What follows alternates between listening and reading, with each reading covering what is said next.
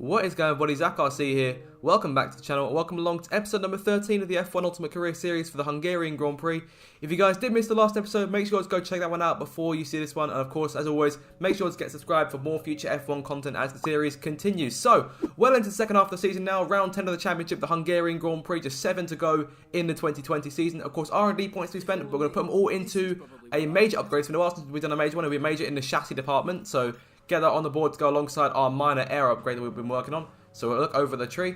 As of right now, 8th fastest team, but it's all still quite close between McLaren, Alfa Romeo, Renault and ourselves. Haas not too far behind either. Williams, I think, locked in at 10th place at the moment. In terms of power unit change, we'll make a change to our energy store. Of course, we've been running out of ERS in the last couple of races, so I had to make a change to that. Everything else looks okay. I'm a bit worried about the MG UK, but I think I can probably survive a race or two more before we move on to that third and final component on that end. And in terms of Drivers' Championship, Verstappen still leads the way, but it's getting closer and closer. 13 points between Verstappen and Bottas. Hamilton at 29 off the lead. We sit in P9 in the championship, just 4 points off Carlos Sainz and Lance Stroll. So it's every chance.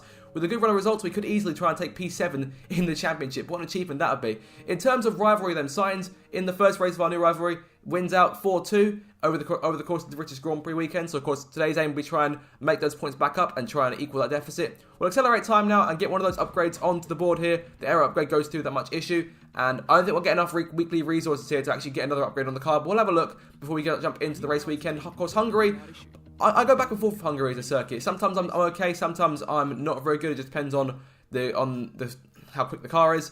In terms of upgrades then, I'm not sure if we can actually put anything on there. I'll have a quick check over just to make sure. But of course, we've made the majority of upgrades on the cars. We're looking at around 700 points each way. So nothing for the minute, just a major upgrade to look forward to for, I assume, the next race in Belgium. But without further ado then, that's all we need to do in the Team Hub. So let's jump over to the Hungaroring ring for round 10 of the championship, the Hungarian Grand Prix.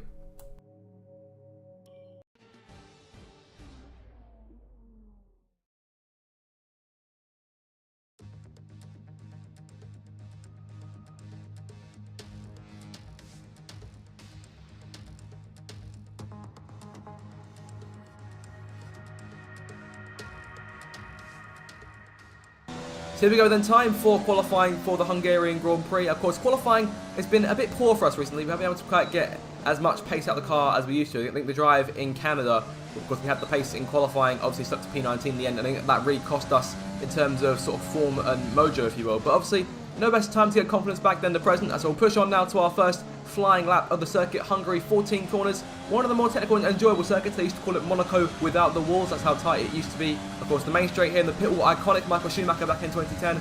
Running Barrichello in towards the pit wall towards the first corner. Nicholas Latifi there on our inside. Very nearly thought we'd end up going to turn one alongside the Williams, but fortunately not doing that. We haven't seen much of Latifi since Formula 2, racing him for the Drivers' Championship. But obviously, we've been a much faster car than that Williams. Bit wide there going through turn 2 and down towards 3 now.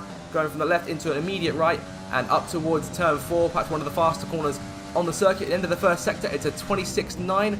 Still a bit of work to do there, but obviously the first lap we always put down as a sort of banker, and from there we see where we stack up through turn 5. We want to try and avoid that inside curve as much as we can, get as close to it without going onto it. In the same case here, I think for turn 13, but I'm just going a bit wider on my line here to see if I can make up any more time, but obviously down to the inside here. The meant to go down to the inside for turn 14. Bit wide on entry, bit wide on exit as a result. Ocon sets the first time on the board. It's a 1:16.9 for us. He set a 1:16.4, so about half a second off where we should be. So some improvements need to be made as Russell out-qualifies us too. So go on to our next set of soft tyres and go for our second run here onto lap 2. We gained a little bit. We lost a bit of time going out of turn 11, so we need to try and gain that back in this final sector if we can. But of course, we were at half a second up. We're getting about 3 tenths as it stands. We can try and get that back in the last few corners. But yes, as you can see, they're going to the inside as close as we can to that inside curve without going onto it. It's the case for turn 13. A bit wide through 14. That could cost us in terms of a tenth or two.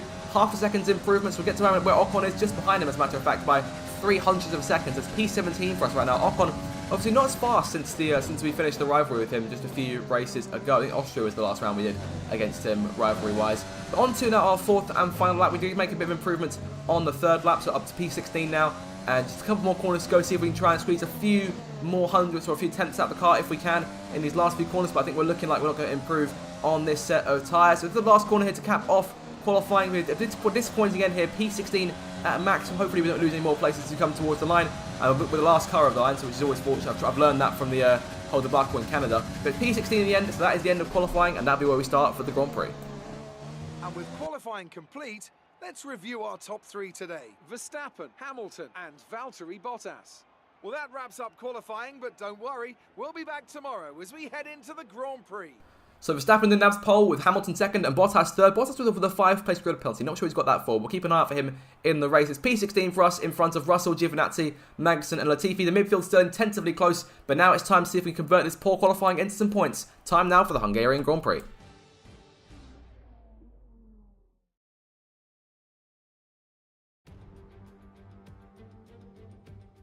It's race day in Budapest as we get ready for another round of the Formula One World Championship. We don't expect too many retirements at this track. There are plenty of current and former drivers with flawless finish rates here. In particular, Ralf Schumacher. He made it across the line in all 10 of his Hungarian Grand Prix starts. Located 12 miles northeast of the Hungarian capital Budapest, the 14 corners of the Hungaroring are steeped in history and prestige. Overtaking has always been difficult on this technical 2.7-mile circuit, but the last few years in particular have turned up some exceptional races. Let's hope we're in for another one here today. Anthony Davidson, thanks for joining me once again for the Grand Prix. Why don't we discuss McLaren? What do you make of their performance so far this season? Well, the atmosphere within that team seems very positive at the moment. Everyone seems like they're in great spirits and having a lot of fun doing what they do, and that's definitely contributed to the performances we've seen. It's time to see how our drivers are stacking up after yesterday's exciting qualifying session. Max Verstappen put in a fantastic lap yesterday, and he starts from pole position. And it's Lewis Hamilton alongside. As we continue through the rest of the grid today, we have Albon, Vettel, Charles Leclerc and Perez, Ricciardo, Bottas, Norris and Pierre Gasly, Sainz, Stroll, Romain Grosjean and Ocon, Raikkonen, Cohen, George Russell and Antonio Giovinazzi, Magnussen and Nicholas Latifi. It's almost time for the lights to go out, so let's head down to the track and get this Grand Prix underway. So here we go then, no more talking, time for action from P16 on the grid for the Hungarian Grand Prix. No grid penalties to help us out this time, so we stay where we are in terms of starting spot. In terms of strategy then, nice and simple there, mediums to hards. We use all 3 sets of our soft tyres in qualifying, so we'll stick to those 2 for the race itself. But now it's time to jump onto the starting grid and get ready for the lights for the 10th race of the season, the Hungarian Grand Prix. Time to bring the action here at the Hungaroring. The 5 lights are all on. The lights are out, it's foot to the floor, and we are underway. Bit of a gingerly getaway there, Raikkonen with a good start in front of us. There goes Russell on the left-hand side, charging towards that first corner. Go stick to the inside of the racetrack, try and dive into turn 1, and have as many places as we can. Down the inside, it's briefly 4 wide, with a number of cars there. P12 at the first corner, in front of Raikkonen and Grosjean, just close to contact. They're a bit shuffled behind us. Stroll falling back a little bit. We're up to P12 then from P16. That's 4 places gained in the opening corner, and now right behind our teammate Pierre Gasly, Carlos Sainz, our rival, not too far in front either. Lando Norris, P9. McLaren, of course, crucial in terms of our championship chase, trying to try and nick points off them, so we can try and make up some time here. But all in all, a fantastic race start in terms of starting position compared to where we are now. Gasly, our next target. But unfortunately, this is where all the action stopped in terms of the opening few laps of the race. Now, on to lap number 6 this thing. Top 10 have pulled away by a considerable amount. Sainz is 4 seconds in front. Neither myself or Gasly have the pace. Raikkonen sits there behind us in the Alfa Romeo. Romain Grosjean about 3.5 seconds back from him, so no threat from behind other than the Finn in the Alfa Romeo. Gasly into the pit lane. Now, of course, Gasly started in the top 10, so he managed to nab a set of soft tyres to start the race on. We started on mediums like everyone else in the bottom half of the order, and a number of cars joining him in the pit lane, obviously, for their first pit stops this race, so puts it up to P7. Sainz 4 seconds in front. Bottas there in P5, and right now it's Verstappen with a dominant advantage up front. I believe that is Charles Leclerc in second place as he pushes further on now onto lap 7 of this thing. Raikkonen is right behind us, still half a second behind, so he'll be a bit of a threat to us over the course of this Grand Prix. We'll keep an eye out for it. On to the end of lap 7 now. Bottas, Vettel coming into the pit lane. Leclerc now leads the way. Max Verstappen may emerge behind us, it's in right behind us if we're not too careful, but coming down the main straight here towards turn 1, nearing the pit exit. Verstappen's close, but not close enough for the minute, but he's pushing to midway through lap 8 here and pushing on towards the third sector. Yellow flag behind us. Well, no concern in terms of our race at the minute unless we get a safety car, which could bring us all back up together. Russell out of the race, a retirement for the Williams team, and no safety car from it, so it looks like Russell managed to pull the car over nice and easy here and getting himself out of the way in that Williams. You see Bottas there stuck in the middle of the pack behind one of the Haas cars. I think that's Kevin Magnussen he's stuck behind, but Russell pulls it over nice and simple there. But that is game over for the Williams team, for at least one of their cars, and as for our case, we're still being hunted by Kimi Raikkonen The Iceman putting us under intense pressure to round turns 13 and 14 once again. On to lap number 9 of this thing. Leclerc into the pit lane now, putting on a set of hard tyres, as did Verstappen. So that puts us into P2 and puts Carlos Sainz up into the lead of this race. Of course, the worst place for our rival to be in, especially the early stages of the rivalry, in the races where we haven't actually had much pace so far, both at Silverstone and here in Hungary. So, of course, Sainz potentially with an outside shot at a podium in terms of strategy if he plays his cards right. But in our case, we're still being put under pressure by Kimi Räikkönen, and Verstappen is closing in too.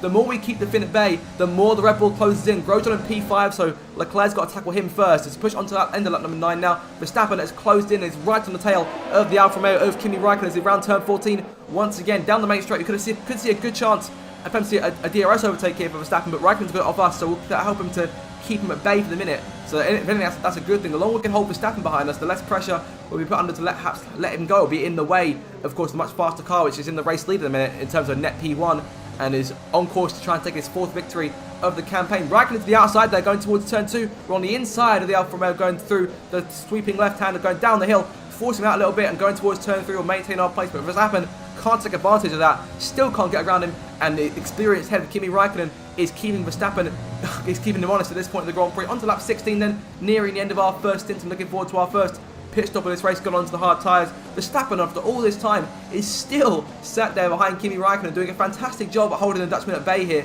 And I'd be nervous if I was Max Verstappen, because I'll probably see the cars closing in behind. You never know in terms of the cars in front. We obviously don't check on them often, but for now though, Verstappen's got a free road in front of him. We come into the pits, Räikkönen joins us, we can hopefully rejoin in front of him too. As you see, the majority of cars making their way off of the last corner here and back towards turn 1. Of course, made their stops. There'll be Hamilton there, and that's Leclerc in 3rd place. So into the pit lane now, making our change onto the hard tyres, and a nice simple stop, and we are away without any dramas, and we'll get out in front of Räikkönen too by a bit of a distance here compared to how we came in. So Räikkönen's not dropped back a slight, but I'm not sure if he's been held perhaps by one of the Haas cars coming in. That might be Romain Grosjean who's making his pit exit now, but back onto the racetrack then. We've gained about a second or so over Räikkönen, and we'll rejoin just in front of the Canadian Nicholas Latifi at the exit of turn 1, because the lone Williams still in this Grand Prix. Russell out of the race a couple of laps ago, but right now it's P14 for us. Gasly about 6 seconds up the road, so of course we've got fresh hard tyres now. And honestly, these hards felt so much better than the mediums did.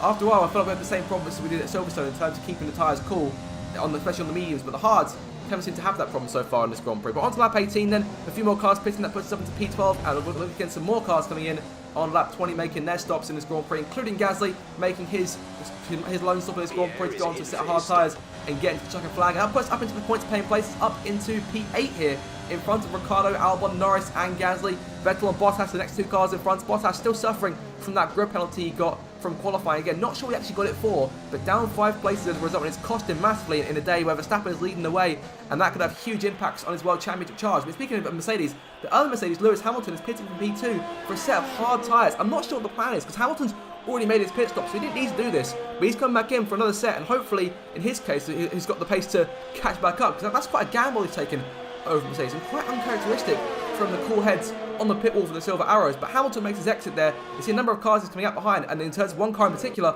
that'll be us going towards turn 1. We're going to emerge just in front of our compatriot, the 7-time world champion, and now we've got a task keeping Hamilton at bay. Of course, we've got no Räikkönen as a shield this time, so it's going to be light work for Lewis to make his way around us. And sure enough, later on in the lap, as we run right there at turn 2, it'll help us Hamilton's gain even more time without even having to do anything in particular. And they see end of lap 22, he's right on our tail now, and looking for that move, going a bit too wide there into turn 13. Hamilton seizes this chance at the first moment of asking, as he's on the outside of us, going towards 14 now, on the outside, out-braking our AlphaTauri, and we're going very close to hitting the pit wall there. That could have been costly for us in this Grand Prix, but Hamilton gets around us P7 now. We've got DRS off him, so going in towards turn 1, we'll try and get him back, but that Mercedes has got too much pace compared to our AlphaTauri. But P8 is still a solid score at this point, at this stage of the Grand Prix. Of course, to help us jump a few teams in the championship, of course, helps keep in front of Renault, Racing Point, for example.